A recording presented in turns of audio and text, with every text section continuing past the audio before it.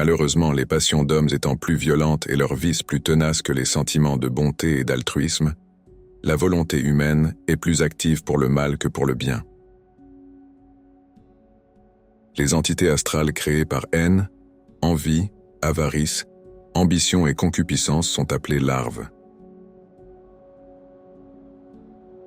Une fois appelée à la vie astrale, la larve vit d'une façon semi-consciente en tendant à satisfaire le désir qui l'a créée.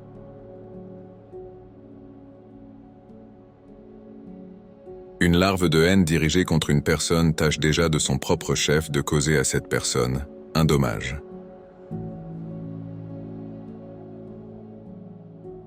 Voilà pourquoi les hommes nerveux ressentent un malaise en présence d'une personne hostile.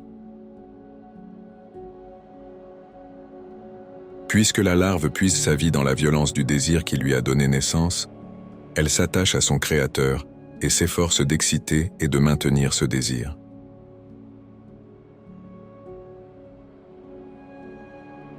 Si une larve de haine n'a pas de prise sur celui contre qui elle a été lancée, elle revient à son auteur et vit à ses dépens, en exaltant toujours sa haine.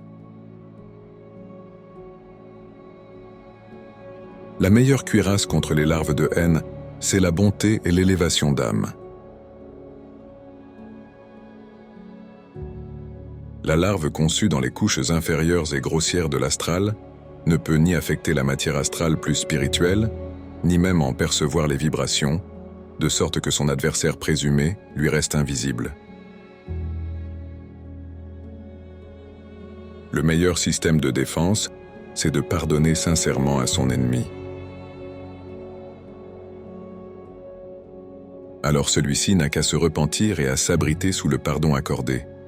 Sinon, les larves ne pouvant guère atteindre la personne désignée, reviennent vers leur auteur et l'attaquent avec un acharnement redoublé. C'est ce qu'on appelle le choc en retour.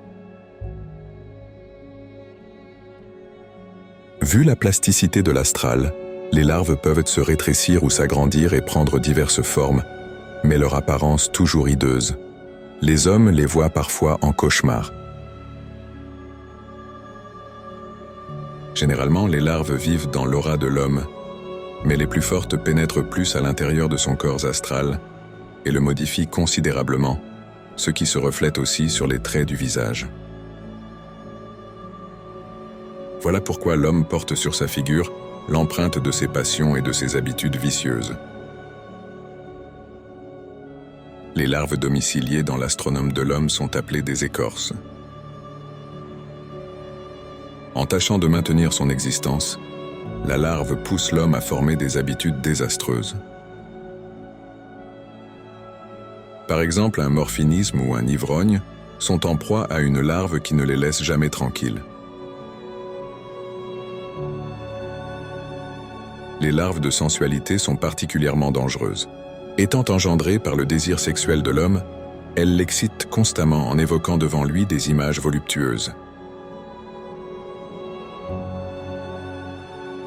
Le sperme et le sang contiennent en soi la force vitale qui contribue à la coagulation de l'astral et à la création de larves.